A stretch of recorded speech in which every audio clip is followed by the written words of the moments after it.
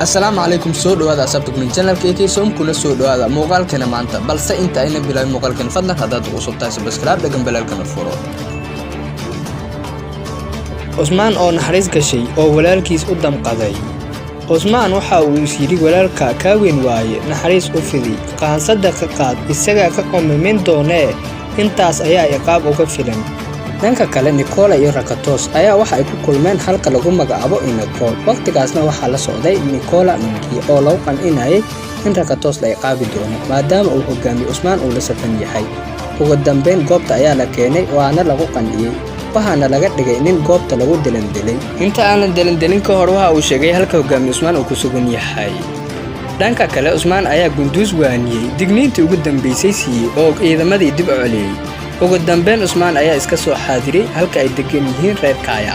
dagaal dhaxmaray ciidamadii iyo kuwa Salaajiqda oo halkaas ilaalinayay ugu dambeyn Usmaan waxa uu suurta gashay in uu tago marwadiisa Baalaa dhanka kale waxa kulmay wasiir Alamsha iyo Gonka nabadoonkii qarsoodida ahaa oo fariinta u soo diri jiray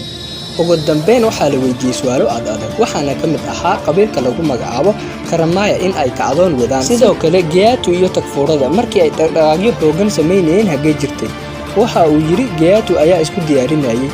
waxa lagu yiri adiga maxaa mar hore Geatu u soo afjiri weyday waxa uu ku jawaabay adiga ayaa kula sugayay